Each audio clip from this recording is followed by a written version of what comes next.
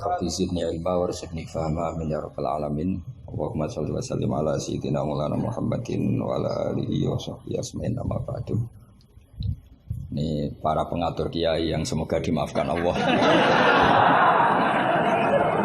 Karena ngatur kiai itu dosa gitu. Jadi kalau senang kiai itu wajib, tapi kalau ngatur kiai itu dosa. Jadi semoga ini dimaafkan sama Allah.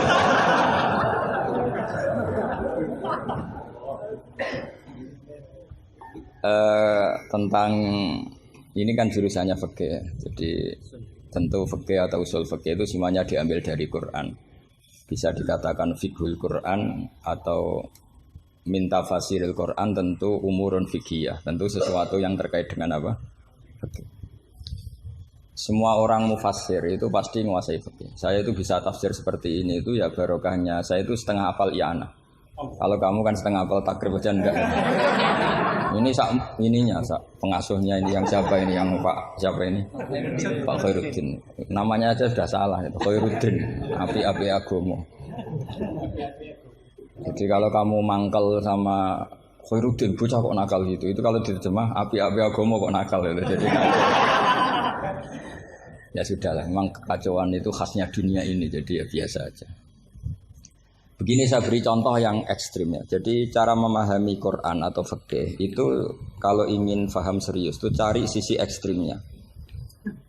Itu pasti nanti kamu akan mau tidak mau. Misalnya bayangkan kenapa harus pintar mengemudi. Bayangkan kalau tidak pintar itu kecelakaan. Fikih juga gitu. Kalau kita tidak tahu fikih itu bayangkan paling ekstrim, yaitu tidak dapat ridhonya Allah Subhanahu wa ta'ala. Nah, kenapa demikian? Karena hadan nabiyyu, ini nabi adalah musyarri' atau yang punya otoritas syariat. Sehingga dengan logika itu kalau kita punya kaifiyatul ibadah, cara beribadah sing tukhalifu manhajar rasul, ya yang beda dengan apa? Manhajnya rasul, itu pasti masalah besar. Karena kita berarti musyarri' baru. Maka kritik terhadap qiyas, ini tak anggap mahatali semua. Kritik terhadap qiyas itu apa? Potensi sebagai apa? Musyarri'. Tapi kritik pada faham zahiri ini tak anggap mahatali betulan, karena yang mimpin sudah Khairuddin. Api-api aku. Kacau ini.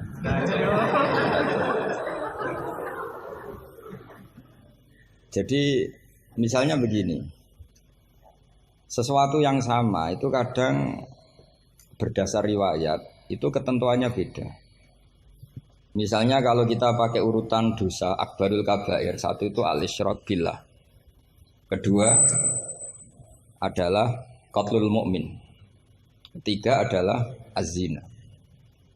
Tapi kadang-kadang untuk mengisbatkan seseorang musyrik atau mengisbatkan seorang itu sebagai qatil, itu saksinya tidak sebanyak zina.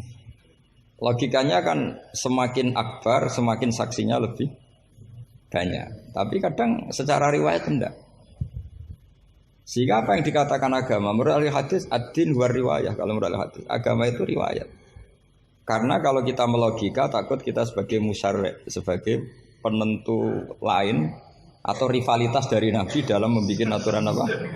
Syariat. Oposisi ya kira-kira. Sehingga beragama itu harus riwayat. Nah karena beragama harus riwayat itu, saya termasuk orang yang menghafalkan hadis banyak. Saya tuh hafalan saya hadis itu banyak sekali. Bukan karena ingin lulus ma'adali, itu sudah ada ikhlas kalau ingin S1 barang itu. Tapi ya gak apa-apa, gak ikhlas juga gak apa-apa. Semoga dimaafkan Allah. Tapi saya hafal hadis itu bukan niatnya kayak jenengan ingin jadi apa? S1 terus guru TPQ nanti itu ketemu banyak ustazah yang cantik, itu enggak benar itu niat itu. Tapi memang aturannya seperti itu. Saya beri sekian contoh. Kalau agama itu tidak selalu mengikuti logika kita. Saya beri contoh sosial saja yang mungkin ada ini mic-nya kok terlambat kenapa? Ada yang lebih bagus. Ini adalah setelannya. Coba bawa dengan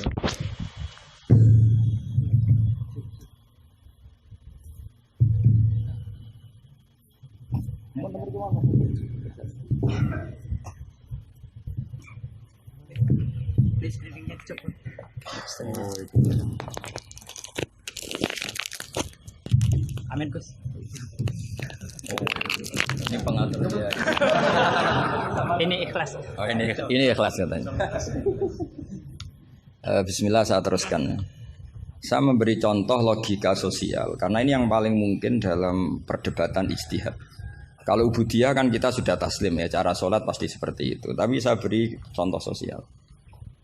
Menurut Anda jujur itu baik apa enggak? Kita pasti mengatakan jujur itu baik. Tapi kebaikan jujur menurut agama itu harus berbasis halal dan haram. Begitu juga senyum, begitu juga komitmen, itu setelah halal haram. Tadi saya sudah bilang sama Gus Hasan Sadili, akhlak itu di bawah hukum. Andai kan senyum itu ibadah, itu orang-orang nakal yang rayu lelaki hidung belang, itu semuanya tukang senyum. Kadang ustadzah sering merengut karena kurang bisyarah atau apa tidak tahu. Nah, nanti kalau senyum itu ibadah berarti mereka lebih sering ibadah karena sering senyum. Itu kalau sampean maling tidak konangan lapor ke pimpinan, mesti dianggap wah kamu bagus karena maling tidak konangan. Tapi ya bagus dalam konteks maling.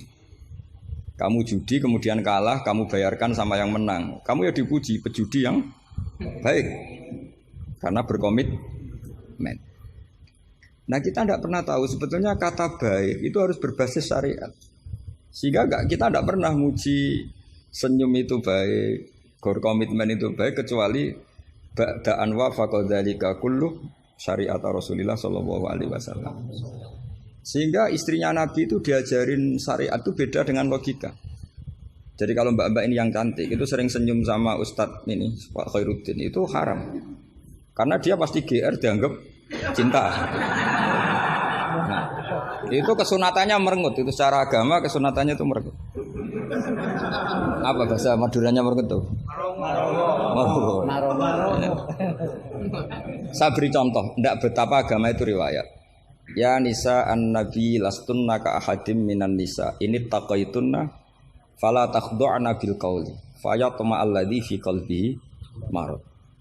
Wahai para istrinya Nabi, jika kamu ngomong sama lelaki lain fala takhdu'na bil qauli, jangan terlalu sopan. Takhdu'na itu dari kata khudu. Karena kesopanan seorang perempuan cantik pada lelaki yang enggak benar itu mesti ditafsirkan yang macam-macam. Jadi kalau mbak-mbak cantik bilang, monggo Pak Ustadz Khairuddin mampir ke saya. Wah pikirannya, meskipun Ustadz itu mesti pikirannya kemana-mana. Padahal tujuannya mbak-mbak itu mau tanya bab istikhadah. Tapi ini mesti nggak Khairuddin lagi pasti. Sudah agak-agak Saruddin. Sudah otomatis.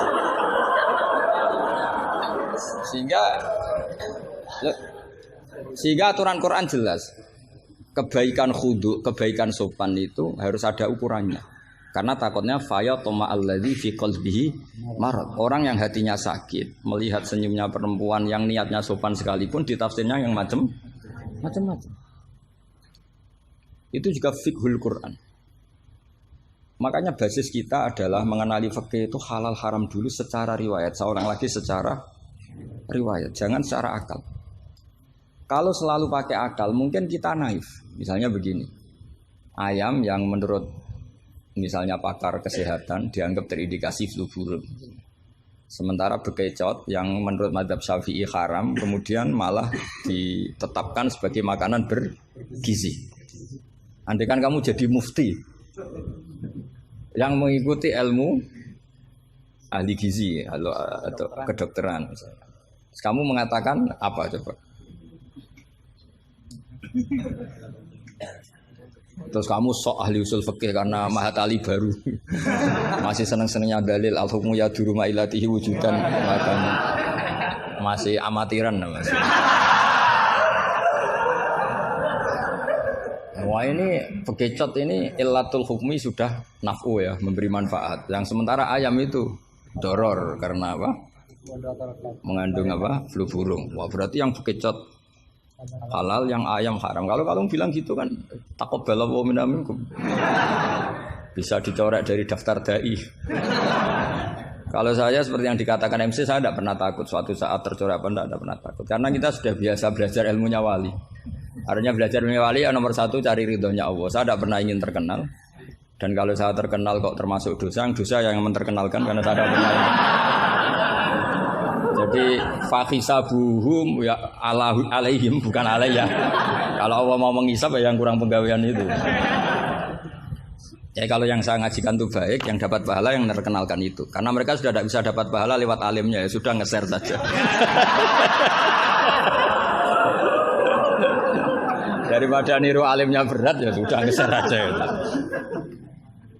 Sehingga tadi saya sempat rembukan sama Gus Hasan Sadili. Kenapa Rasulullah itu ngendikan bu istul yutamima makarimul akhlak. Makarimul akhlak itu mutammimah, penyempurna. Tapi setelah basis halal haram. Tanpa itu nggak bisa ada makarimul akhlak. Apa artinya senyum sebagai makarimul akhlak dilakukan fasikoh yang menggoda lelaki. Coba lembaga-lembaga rentenir itu yang cantik-cantik itu tukang senyum enggak? Tapi yang mulang di masjid ngobrai santri jamaah merengut. Berarti hadal ustad merengut. Padahal kata Nabi konsen senyum. Ini lembaga rentenir senyum. Terus pahalanya banyak mana? Maka ukurannya adalah halal haram itu dikawal dulu. Baru setelah sesuatu itu halal, baru senyum itu sunnah. Tapi kalau halalnya saja tidak kena, misalnya perempuan penggoda, perempuan nakal, terus senyum, ya tetap tidak ibadah, kan basisnya dari haram. Gak senyumnya MC ini, kan basisnya sudah ngatur dia itu haram. Itu haram. Jadi harus istighfar itu. Karena basisnya ngatur dia. Coba kiai kok diatur, jangan harus ngisi jam sekian Gus. Ngatur orang tua dia itu nggak boleh. Nggak ada dalam akhlak apa taklim muta'alim kiai boleh apa? Diatur nggak ada. Makanya ini sebagai percontohan. Saya tahu anak-anak di sini ingin ngatur saya habis isya. Tapi supaya kamu dosanya tidak kebanyakan. karena ngatur kiai. Nah, saya minta ngaji sekarang. Ternyata sampean nurut. Semoga ini kafarah.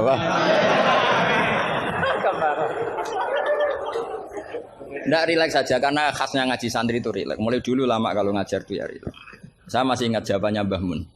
Aku itu sering dikritik orang. Kata Mbah Mun, saya sering dikritik orang kalau ngaji itu guyon. Kamu tahu kan Syekhina Kiai Mbah Mun kalau ngaji kan sering guyon. Banyak kiai khusyuk yang kritik saya. Kiai kok kalau ngaji guyon. Kata Mbah Mun gini, yang nggak bisa guyon itu karena ilmunya pas-pasan. Jadi melihat kitab itu sudah meruntus itu, sudah grogi. Jadi nggak ada waktu untuk guyon. Jadi roh kitab, apalagi dilihat orang banyak, ilmunya kan pas-pasan. Itu pasti nervous dulu itu. Jadi justru kiai guyon itu bukti alim karena masalahnya selesai. Lo coba kalau kamu udah alim ngaji, mbok ahli guyon kayak apa bisa guyon ndak? Oh meriang ini ya jibu taya jubu ini. Sudah pusing. Ini ala kulli mukallafin apa mukallifin sudah pusing lagi. Lama-lama tadi, faman mau kote sapane wong saroko nyolong sapa man albedo tak ing anduk. Sampai muridnya bingung. Pak, saya punya anak endok. Karena ejaan Latin itu kalau tulisan pegon itu anduk sama endok itu sama.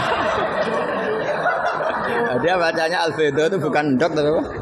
Anduk. Terus kata kiainya karena agak mau kalah. Kan sama, nyuri telur ya haram, nyuri anduk ya haram. karena gak mau kalah ya. Karena temanya mencuri apa? Mencuri endok sama anduk kan sama-sama haram. Yang repot walillahi mulkus samawati wal ardi, Allah punya langit wal ardi lan bom. Karena dia bumi, dia bacanya bom. Ketika diprotes ya sama. Langit dan bom kan ya sama milik Allah. Wah ya repot. Ada orang seperti itu. Jadi untuk mengkaji fiqhul Quran itu pastikan status halal haramnya dulu. Tanpa itu basis makarimul akhlak tidak bisa. Seperti tadi, kesunatan senyum bagi seorang perempuan itu harus berbasis halal pada orang yang halal. Kalau ndak ya tadi fala takhdu'ana bil qauli fayatma alladzi fi qalbihi. Kalau istrinya Nabi saja punya aturan nggak boleh senyum-senyum baik-baik sama lelaki yang nggak jelas-jelas begitu. Apalagi yang nggak istrinya. Itu sudah tak tafsirkan. Dia tadi mbak-mbak yang senyum pada Ustadz Khairuddin mau tanya istikhadah tapi mesti GR-nya ini. Wah berarti seneng saya. Itu kan parah. Ya. Itu fayat ma'alladhi fi qalbihi marad. Kalau marodonya santri paling banter ingin dinikah. Kalau marodonya orang nakal kan lebih dari itu keinginannya itu. Nah makanya ngaji fikih itu harus minimal itu ya mu'in, i'anah itu setengah hafal. Kenapa saya syaratkan setengah hafal? Kata ulama-ulama, belajar ilmu itu gampang. Kata beliau-beliau itu at-ta'ahul lil torfi, ya, belajar sebagian tapi sampai ta'ahul, sampai ahli betul. Semal ihtidak bibagihi. Kemudian dari kamu ahli itu pola-polanya akan kamu ketahui. Karena ilmu itu mesti polanya sama. Ya polanya itu sama. Misalnya begini, hukumnya bohong itu apa? Tidak sama jawab, hukumnya bohong haram. Lah itu termasuk amatir teman. Belajar usul fikihnya amatir. Keliru. Kalau kamu jawab bohong itu ada yang wajib. Ada perempuan mau diperkosa sama orang fasik, lari sembunyi di rumah kamu. Terus orang fasik tadi tanya ke kamu, apa ada perempuan ke sini? Kamu wajib bohong atau wajib jujur? Wajib bohong. Makanya ini salah asuh ini mesti dulunya. Maka kalau dalam analisis usul fikih al-kitsbu ya'tarihil ahkam al-khamsah. Dalam bohong pun ada ahkam al-khamsah. Dan itu Nabi sudah memberi isyarat. Tidak termasuk bohong orang yang mendamaikan dua kelompok. Ada sekian contoh yang bohong itu enggak dihitung dosa. Makanya hadad-din ini butuh riwayat. Kalau menurut logika bohong itu haram. Tapi misalnya ada seseorang fasikoh, misalnya lonte nakal. Janjian sama hidung belang. Malam ini tak booking kamu tak bayar. Itu wajib nepati apa wajib ingkar itu, Pak? Kalau kamu bilang nepati janji itu wajib, berarti ini wajib. Maka saya bilang tadi saya bukan sama Gus Sadeli. Coba ajarkan bahwa baiknya nepati janji, baiknya senyum itu harus berbasis halal dulu. Kalau senyum yang melakukan perayu fasiko, ya jadinya haram. Nepati janji yang melakukan fasiko ya jadinya haram karena janjian untuk melakukan perzinahan misalnya. Nah ini kamu harusnya fikihnya Mahatali harus seperti itu. Jangan nurut Pak Khairuddin ini amatir. Masalah. Masa kenal saya baru ini sudah ngatur. Ini harus sepakat yang ngatur kiai itu dosa. Wong guru saya aja jarang ngatur saya kok orang lain ngatur. Itu Mbah Mun kalau nimbali saya mesti bahak takoki nak pas nganggur konrene. Ini ndak ngundang tanggalnya, jamnya diatur. Semoga Allah mengampuni.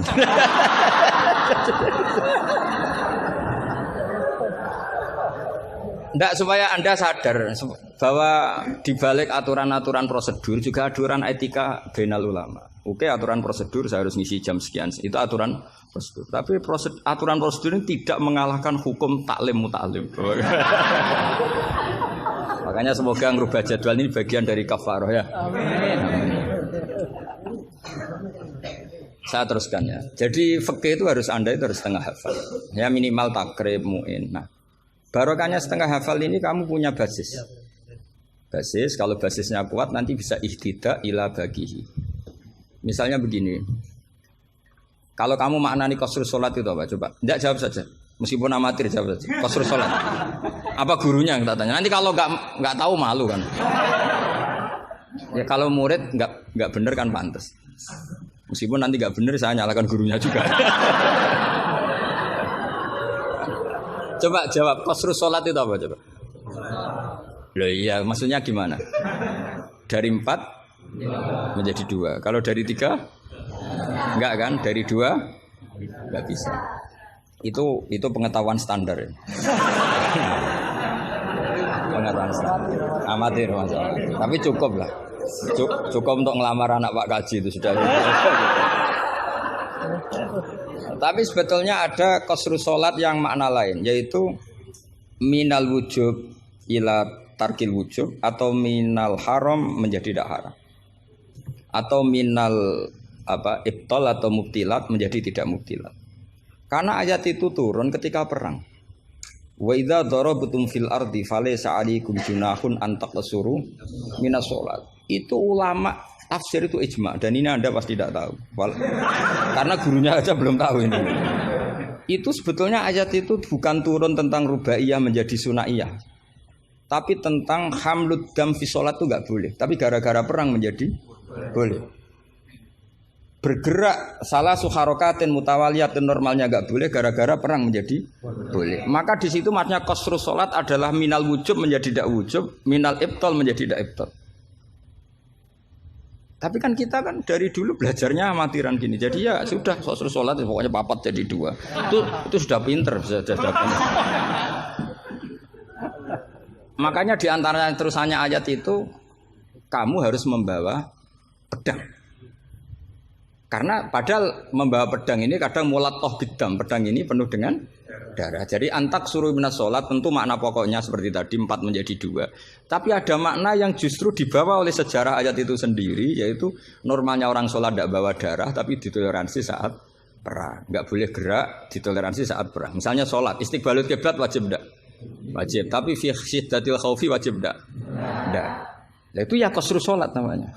Jadi qasru maknanya mencendak, memperpendek dari syarat misalnya 100 atau 10 menjadi tinggal 4. Jadi qasru itu misalnya syara itu sihati sholat 10 gara-gara syiddatul khauf menjadi 4. La minas asroh ilal arba'ah ini juga qasru.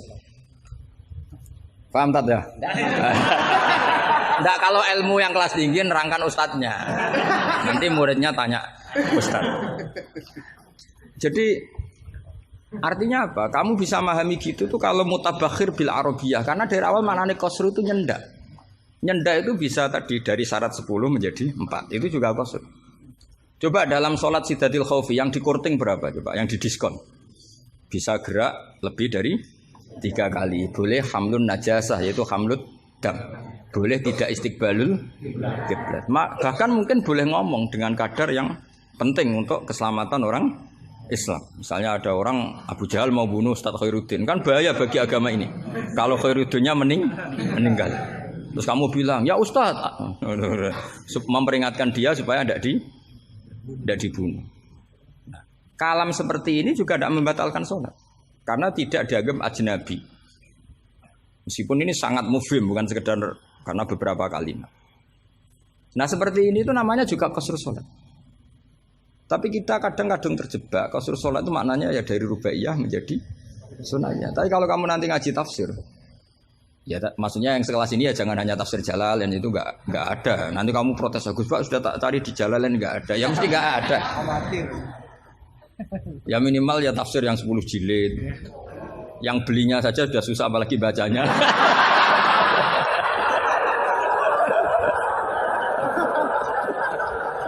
Ya kan, yang belinya aja sudah susah apalagi baca. Tapi kan sekarang ada.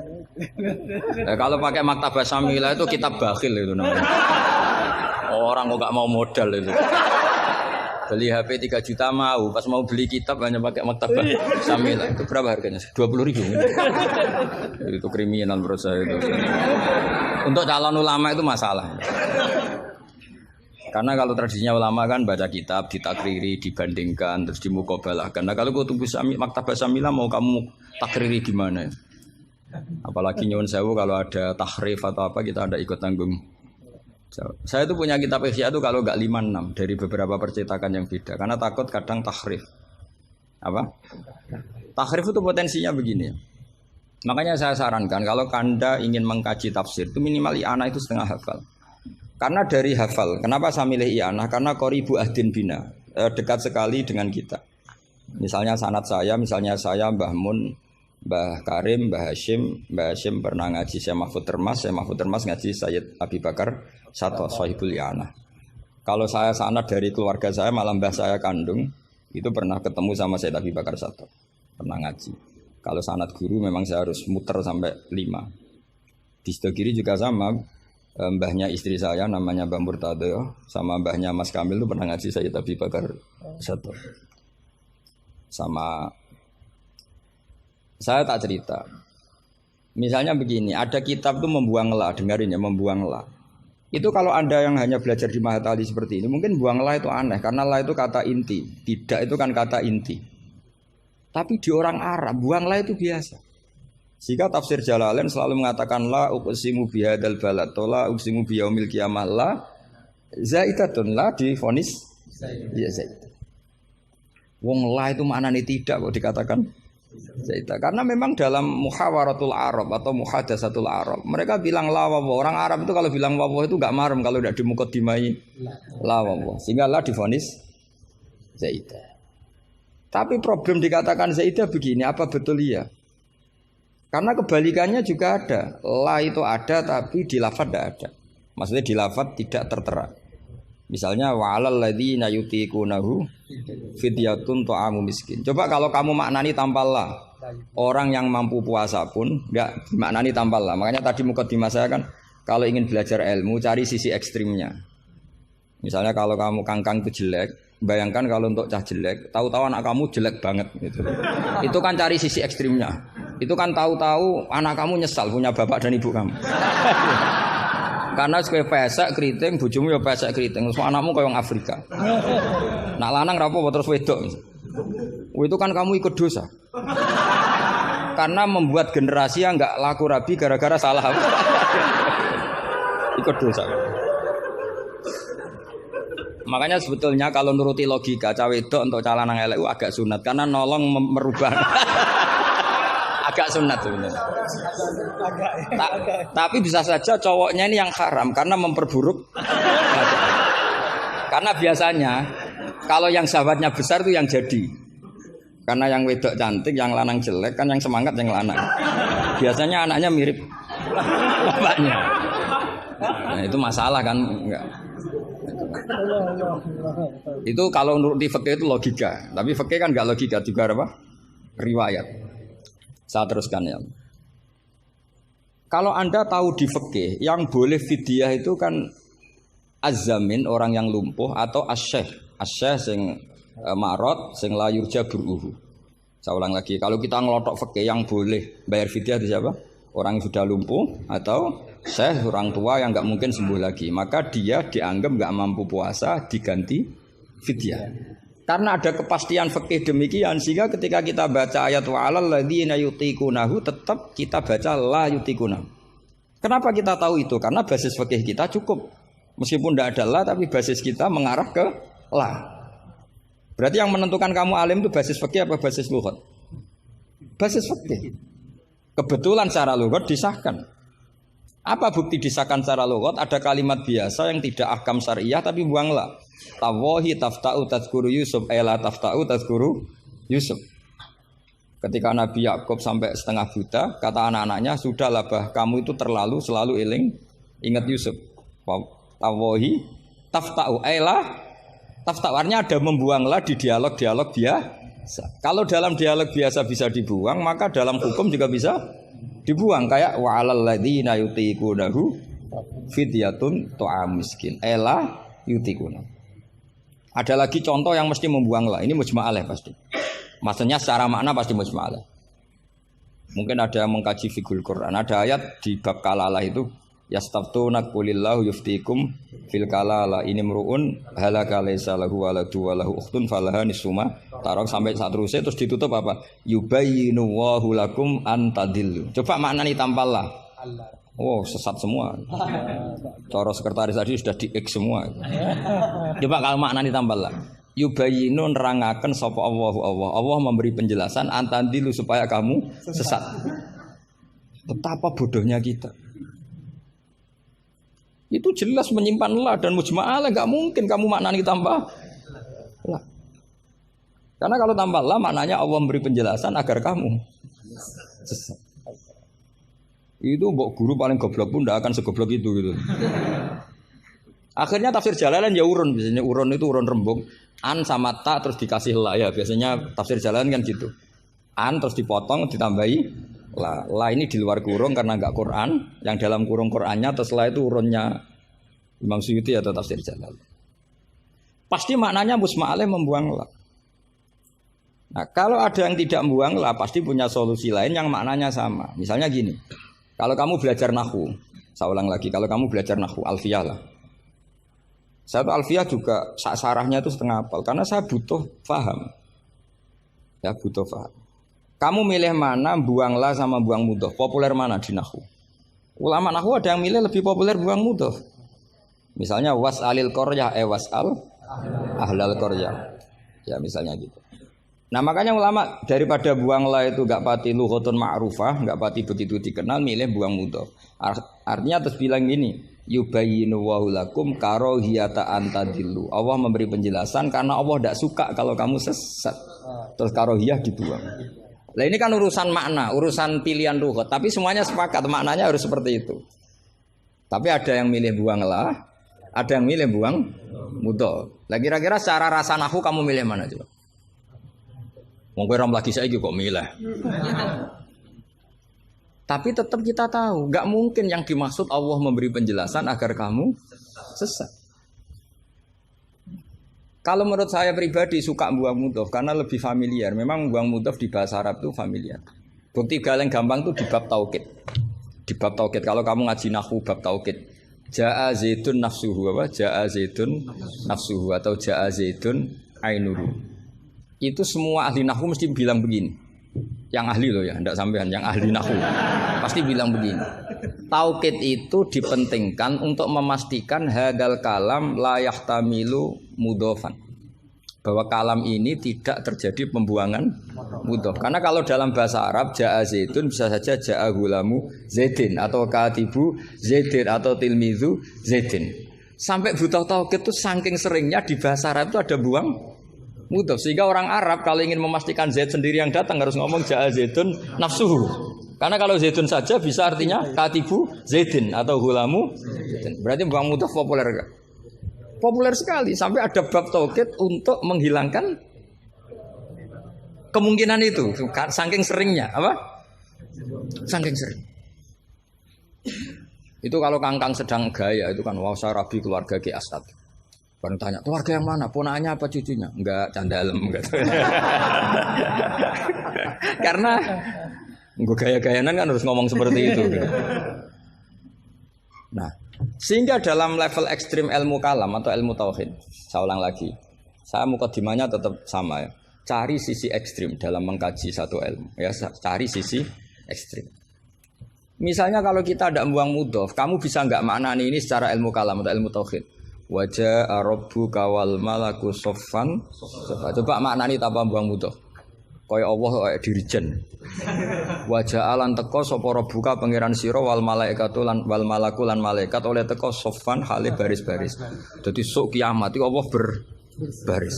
Kriminal enggak kalau dalam ilmu tauhid seperti itu? Kriminal kan karena di sini ada tasbihu wa bil khalqi, menyerupakan Allah dengan makhluk. Atau ayat yang lebih ekstrim lagi. Hal yang zuruna illa satruse illa ayatiyahumu wa fi dzulalim minal ghamam. Allah datang di segumpalan awan. Coba kalau maknani tanpa buang mudhof. Berarti kan ada takayuf membayangkan Allah itu kayak makhluk.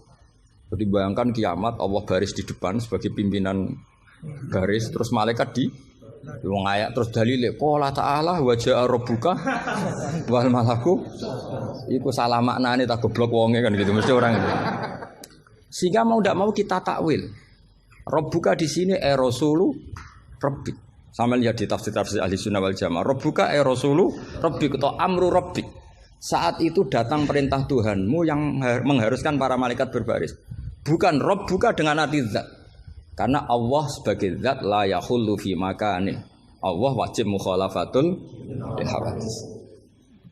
Nah, kalau Mahatali mau mengkaji fikih itu juga harus mengkaji lughat. Saya itu mengkaji kitab usul fikih banyak, Lubul Usul, Jamul Jawami. Itu di separuh akhir pasti tentang lau itu kayak apa, inna kayak apa, ka'anna, ya Mbak. Nah orang kebangetan berarti khatam aja.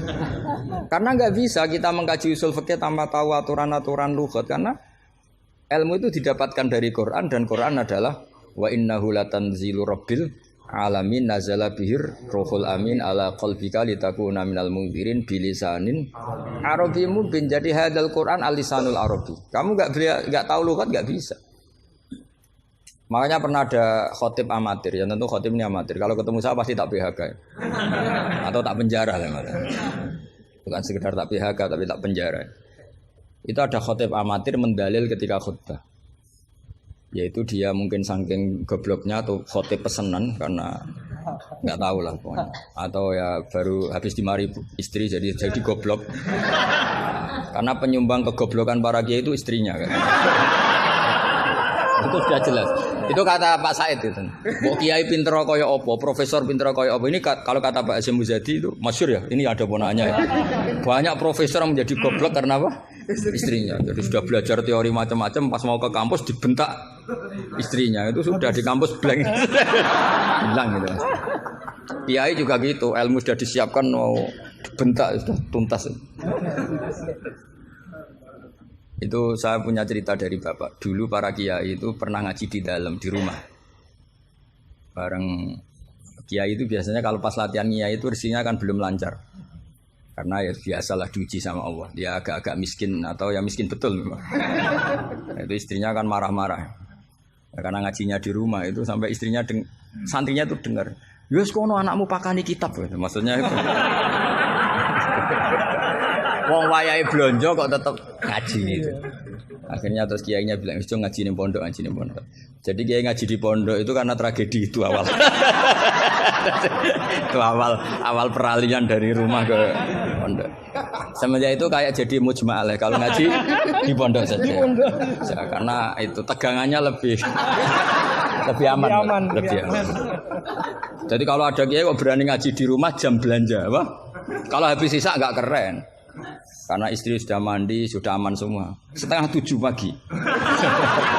Itu kalau ada kiai berani ngajar di rumah jam-jam belanja itu tak puji. Apalagi berani di istri kedua, oh tambah hebat. Tambah hebat. Ya. Ada yang berani? Terus nggak ada masalah? Apa ada masalah disembunyikan? Banyak pasti banyak. Saya teruskan. Di sini ada yang hafal Quran santri kamu? Ada. Gurunya hafal enggak? Nah, itu masalah. Bid'ah itu termasuk. Muridnya hafal, gurunya enggak. Si khotib tadi dalil begini. Wala tangkihul musyrikati hatta yu'min. Yaitu tentu nakah itu hanya muta'addi 5 fulin wahid.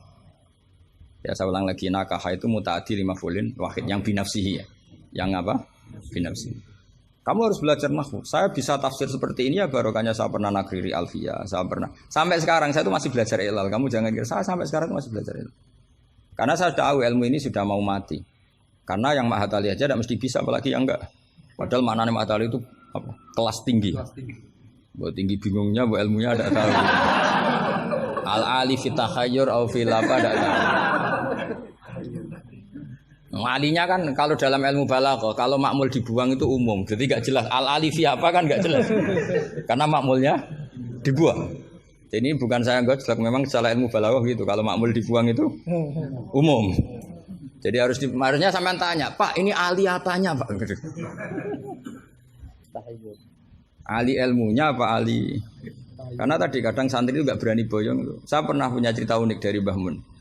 Kiai itu latihan, jadi kiai itu latihan. Kata Mbah Mun gini, saya itu pernah husnudzon sama santri yang kalau pereinan tuh tidak pulang. Itu Mbah Mun anyaran kiai itu dipuji, wong pereinan kok tidak pulang, berarti capek, cah sergep itu. Tapi Mbah Mun tuh betapa kecewanya ketika santri itu dipanggil, "Cung, pereinan kok tidak pulang kenapa?" Nak ning omah kan ngarit, Mbah.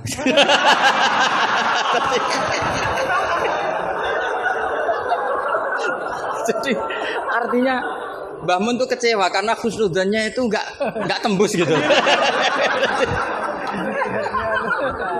Nah, bisa saja sampai meneruskan Mahatali itu bukan karena nyari ilmu. Ning omahe wopo gitu. Jadi husnudzon itu ya kalau keterusan itu ya jadi goblok gitu. Saya enggak tahu, coba niat kamu Mahatali itu nyari ilmu apa daripada di rumah enggak jelas. Enggak usah dijawab itu sudah kita. Sudah dijawab. Ya wala tangkihul musyrikati hatta yu'min. Terus wala amatum mu'minatun khairum min musyrikati walau ajabatkum. Karena depannya wala tangkihu, berarti maknanya kan gini. Wala tangkihu lan ojo nekayo sira kabeh ayyuhal mukminun, karena khitabun lil jamil mudzakkar ya, khitabun lil jamil mudzakkar. Al musyrikati ing pira-pira wedok musyrikah, perempuan musyrikah. Nah karena depannya bi fathita, saya ulang lagi, karena depannya bifat khita. Ayat yang kedua atau alinea kedua atau qadiyah kedua Itu tetap dibaca wala tangkihul musyrikina hatta yu'minu. Tetap dibaca wala tangkihu.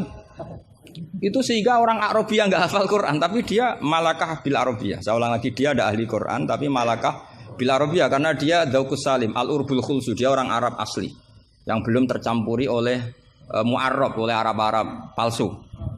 Tidak Arab muwalladin kalau dalam bahasa balaghah.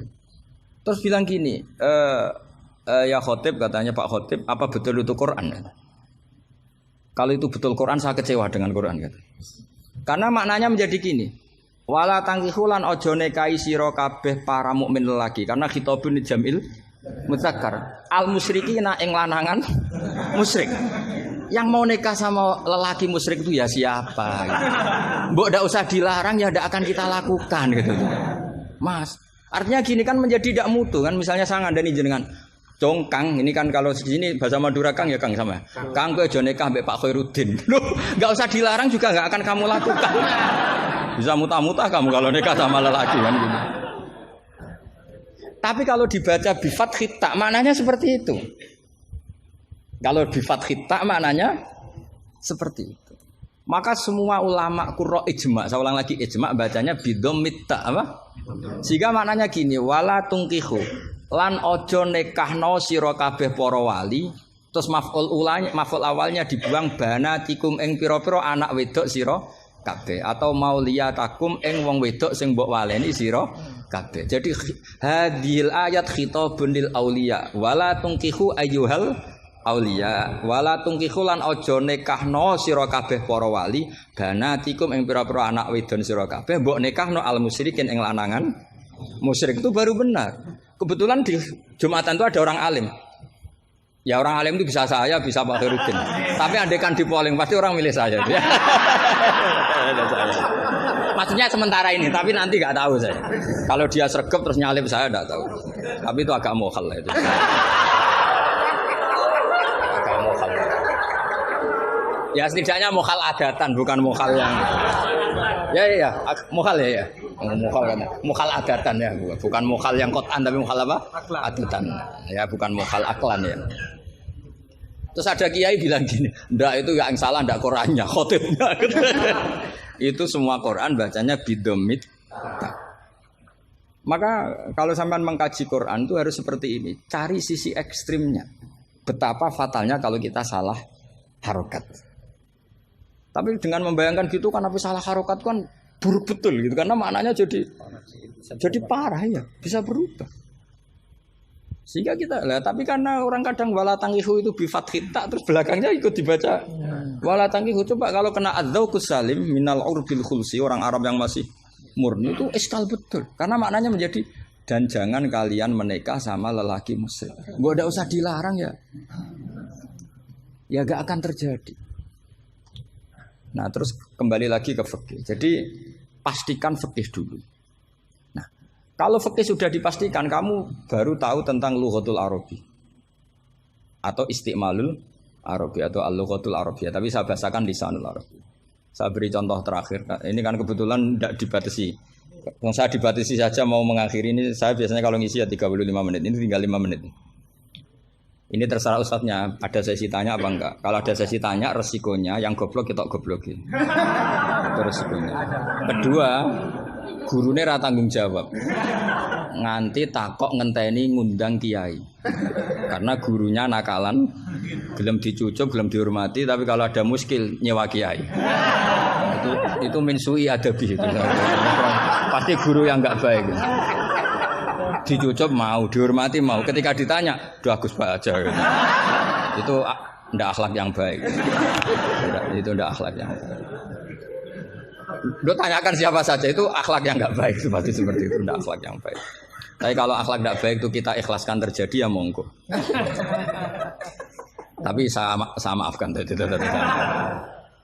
Begini misalnya, pastikan bahwa hukum fikih ini kan apa? Jurusan kamu kan fikih wa usulih. Dan katanya tadi fikih tafsir. Saya pastikan tafsir itu gampang. Pastikan kamu tuh alim fikih. Ya tadi minimal tuh setengah hafal ya. Enggak harus hafal betul, enggak mungkin. Nah, potongan sama itu enggak mungkin. Setengah saja. Ini bukan suudzon, bukan suul yakin. Bukan suul yakin. Kalau suudzon masih baik ya. Yakin. Loh sama enggak usah tersinggung, biasa aja. Wong saya hanya ngomong, hati saya tetap husnudzon. Bedanya ulama sama enggak gitu. Ulama itu rileks tapi hatinya salimal qalbi, salimas sarirah. Kalau orang munafik lisannya bagus tapi hatinya jelek. Jadi kalau saya lisannya bagus, terlalu bagus malah bahaya. Karena khasnya orang munafik tuh lisannya bagus. Wah, saya ngawur itu masih ada ilmunya.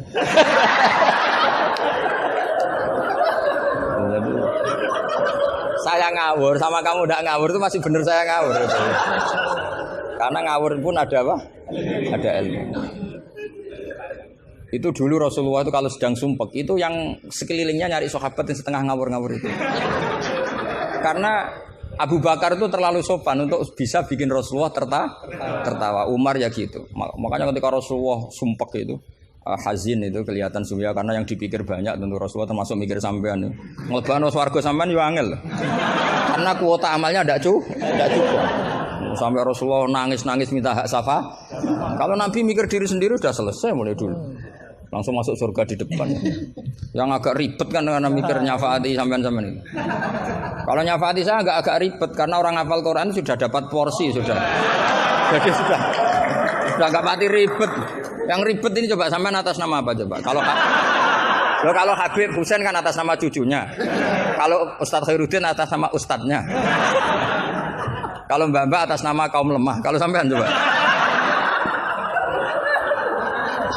Coba atas nama apa tuh? Ustadz Afin ya, sudah diikutkan partai lemah aja ya.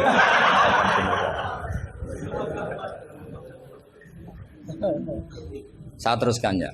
Pastikan hukum itu secara fikih. Apa? Kalau secara fikih kamu sudah hafal, nanti menakwil Quran, takwil itu bisa maknanya tafsir, bisa maknanya tahmil. Nanti saya jelaskan. Itu pasti gampang. Misalnya begini. Muharramatun nikah itu ada berapa coba? Kan ada 7 yang bin nasab. Ya muharramat itu kan ada 3 sebenarnya. Muharramat bin nasab jumlahnya berapa? 7. Ada muharramat birodho jumlahnya juga 7. Ada muharramat bil musoharah karena bisanan. Ya karena apa? Terus yang terakhir ada haram min khaisul jam'u tapi tidak min khaisun nikah. Ya haram min khaisul jam'u tapi tidak haram min khaisun nikah. Kayak kamu nikah mbaknya otomatis nggak boleh nikahi adiknya selagi masih sah dengan mbaknya. Makanya nunggu mbaknya mati jadi urutannya. Itu kalau mbaknya mati betul nggak tahu saya itu. Semoga nggak karena apa-apa takdir. Tapi kalau adiknya cantik mbaknya jelek kok mati dulu. Itu kasat reserse bisa nyelidiki itu. Ya itu ya kita pastikan begitu dulu. Ya itu pastikan. Sehingga kamu hafal muharramat bin nasab kalau menurut bahasa Arab itu ada 7. Yaitu siapa? Ummahatukum khurimat alaikum ummahatukum wa banatukum wa akhwatukum wa ammatukum wa kholatukum wa banatul akhi. Jadi kalau orang Arab bilang itu 7. Tapi kalau orang Jawa cukup 4. Apa? 4. Karena orang Jawa hanya ngitung ibu, putri, saudara, bulik hanya 4. Karena orang Jawa bulik dari bapak atau ibu namanya juga bulik. Kalau orang Arab bilang dari bapak ammah, dari ibu khola, maka menjadi 5. Orang Jawa hanya bilang keponakan, apa? Keponakan. Orang Arab bilang banatul akhi, banatul ukhti. Jadi kalau orang Jawa bilang lebih simpel karena ammah sama ya karena sama ammah sama khola dihitung 1 ya kan? Bulik, ponakan dihitung 1. Sementara di Arab dihitung 2. Terus rodok, terus tadi musoharo. Terus min haisul jam'u. Kita ketika ngaji takrib, jam'u itu diteruskan. Tidak sah menjam'u baina mahromaini. Tidak diresaksikan bainal ukhtaini, tapi baina mahromaini. Tidak boleh menikahi perempuan yang ada hubungan mahram. Pengandaiannya gimana? Imro'atani sing lau furidot ikhdahuma dzakaron tidak boleh nikah. Jadi yang dikatakan 2 mahram apa? 2 perempuan yang andekan salah satunya lelaki tetap haram nikah. Berarti misalnya apa? Mbak sama adik, andekan salah satu lelaki kan nggak boleh nikah. Keponakan sama bule, andekan sang satu lelaki kan nggak boleh nikah. Perempuan dengan mbahnya, andekan salah satu lelaki kan nggak boleh nikah. Nah, Tapi Quran hanya ngendikan wa antasma'u bainal ukhtaini illa ma qad salam. Tidak boleh mengumpulkan dua saudara. Andai kan Anda terjebak tekstualistik, maka Anda hanya mengharamkan jam'u bainal ukhtain. Dan itu bahaya betul secara fikih, kriminal besar. Karena kamu berarti menghalalkan orang menikahi perempuan berbarengan dengan bulenya. Kadang kan bulenya juga masih cantik. Ya, atau misalnya yang kamu nikahi umur 17, 18, bulenya umur 30. Terus cantik bulenya. Terus bulenya sekalian gitu. Atau nikahi bulenya, terus ponakannya cantik. Kalau sama banyak kayak enggak ya. Kan 17 versus 70. Jadi enggak usah dilarang, kayaknya keterlaluan lah, bayangkan apa? Al-jam'u bainal mar'ah wa jaddatiha. Itu nunggu kelainan maksudnya itu. Nah, pertanyaannya begini. Kalau Anda tidak mahir bil fikhi, saya ulang lagi, Anda tidak mahir bil fikhi, maka ayat wa antasma'u bainal ukhtain termasuk ayat muskilah. Atau Anda tidak mahir bil fikhi, bahkan Anda ifta secara menyesatkan. Yang haram itu jam'u bainal ukhtain karena itu yang mansus di Quran. Kalau bainal mar'ah wa ammatiyah enggak ada di Quran, wa kholatiyah enggak ada. Itu sesat dan musa. Itu wajib diboyong kalau pondok sini. Wajib diboyong dan harus enggak dapat tiket ke surga itu. Kecuali tobat ya tentu, kecuali itu. Maka ajaran kita enggak boleh orang terjebak tekstualistik, harus ada ilmu usul fikih. Nah, barokahnya kamu hafal fikih tadi, maka ayat wa antasma'u bainal ukhtain kamu fikih ini min itlaqil ba'di wa iradatil kul. Jadi ketika Allah mengatakan ukhtain adalah melafatkan ba'dun min afrodil muharramat tapi wa iradatil kul. Jadi ukhtain bukan dengan makna dua bersaudara tapi fardun min afrodil jam'i bainal muharramat. Dong ya. Jadi coba, artinya kamu bisa maknani itu karena kemahiran dalam fikih, sehingga tidak terjebak bainal ukhtain. Makanya zaman Nabi Sugeng itu sudah menambahkan wala bainal mar'ati wa ammatiha, wala bainal mar'ati wa kholatiha. Tapi Nabi memang enggak menambahkan wa jaddatiha. Karena Nabi tadi itu tahulah kalau itu hanya orang enggak waras yang bayangkan. Kan enggak usah dilarang juga pasti orang enggak akan melakukan itu lah. Kan misalnya yang kamu nikah kan rata-rata umur 20, mbahnya umur berapa coba? Ya sudah 70 kan? Enggak usah dilarang juga agak kebayang kan? Ya nunggu gak waras dulu kalau sampai kepikiran nikah ibahnya juga itu. Jangan mukallaf ini katanya. Nah, jadi saya ulang lagi ya, kalau kamu ingin mengkaji apa? Tafsir ya, pastikan fikih itu ngelotok andori kolbi. Sehingga lafat-lafat yang meskipun muhim itu memberi salah cipta. Cara kiye kan ini apa kalau muhim? Kiye Jawa maknane muhimun, lafat sing maringi salah cipta. Lafat yang zahirnya itu memberi salah paham. Muhim itu dulu. Ya kayak tadi loh, wa antasma'u bainal ukhtain kan hadil ayat tuhimu seakan-akan yang haram itu hanya jam'u bainal ukhtain. Itu apa kalau bahasa Madura? Apa? Itu bahasa Indonesia, enggak bahasa. Itu bangsa Indonesia, ada bangsa Madura yang menurut bangsa Madura itu. Kalau tadi makna bangsa Indonesia bukan. Pokoknya seperti itu. Jadi kepastian, makanya menurut saya tradisi guru-guru kita ya mulai Mbah As'ad, mulai sekarang ada Gus Azaim, mulai dulu ada semuanya lah, ada Gus Fawaid. Tradisi guru kita ini sudah benar. Orang itu enggak boleh belajar tafsir Jalalain sebelum belajar mabadi fikih, pesolatan, sulam taufik, sulam safinah. Sekarang itu termasuk minal fitan besar, termasuk fitnah besar sekarang. Orang belum belajar apa-apa langsung belajar tafsir. Saya ini kecelok ahli tafsir, tapi belum pernah saya baca tafsir secara masif. Saya tiap ngajar tafsir pasti ngajar fikih. Saya sampai sekarang masih ngajar Muhadzab, ngajar Fathul Wahab. Bahkan kitab terkecil fikih pun saya ajarkan, yaitu Sulam Taufik. Saya ngaji tafsir hanya 2 minggu sekali. Itu pun saya mesti ngomong fikih. Karena takut tadi. Takut orang-orang itu hanya ngomong tafsir, tidak ngomong apa? Fikih. Itu termasuk ngaji khasah tafsir itu mesti ngomong fikih. Bahkan Pak Quraisyihab, Profesor Quraisyihab mengagumi saya dari segi saya selalu ngomong fikih. Karena tadi gak kebayang tafsir ini kalau gak dikawal fikih. Coba misalnya kalau wa antasma'u bainal ukhtain, terus kamu secara lama bilang, oh ini jelas Allah hanya mengharamkan bainal ukhtain. Kalau boleh kan ya masih cantik. Waduh. Itu kalau saya jadi kiainya, saya langsung sujud sama Allah, ya Allah jangan kasih tiket surga. Bukan sekedar tak boyong. Kalau tak boyong masih bagus. Tapi kalau kita ngelotok fikih, secara fikih sudah angzori kolbin pasti tahu.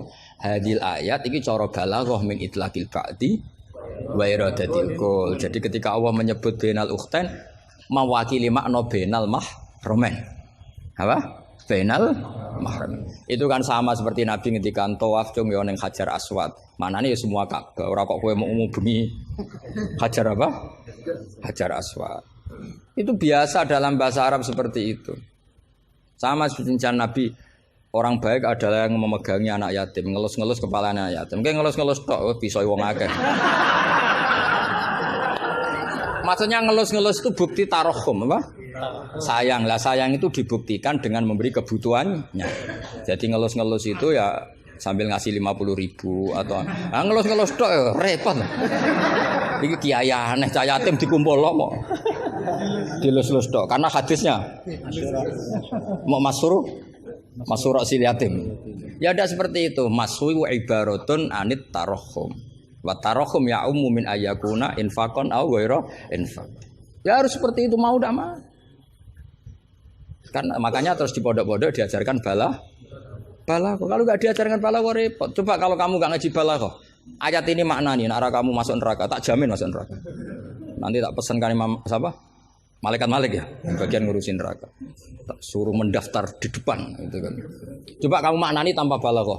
Yukhadi'una wa huwa khadi'uhum coba. Yukhadi'una bodoni sapa wong akeh Allah ing apa. Wa huwa lan utai Allah yukhadi'u bodoni mereka ya coba. Wah, tadi mereka menipu Allah apa balas? Kan kacau kan. Seperti itu ulama balaghah sepakat ini mimbabil musyakalah apa mimbabil musyakalah karena mereka menipu Allah maka musyakalahnya dikatakan wahwa khadihum tapi dengan makna yang berbeda. Jadi maknanya wahwa Allah khadihum yang membalas tipuan mereka. Padahal kata membalas itu udah ada di situ. Tapi kalau kamu maknani khadihum dan Allah menipu mereka berarti kamu nyifati Allah sebagai itu kafir berat itu. Bukan kafir ringan itu. Nah makanya kalau kamu mau belajar balaghah cari sesi ekstrimnya. Betapa bahayanya kalau tidak belajar balaghah maka wa huwa khadihum kamu akan salah makna. Juga begitu juga di wa antasma'u bainal. Jadi kembali ke depan bahwa kita kalau mau mengkaji ilmu itu cari sisi ekstrimnya. Supaya kamu tahu betapa bahayanya kalau tidak menguasai ilmu itu. Pasti apa fasuilu fa'aftu bi ghairi ilmin fadallu. Ya sekian, assalamualaikum warahmatullahi wabarakatuh.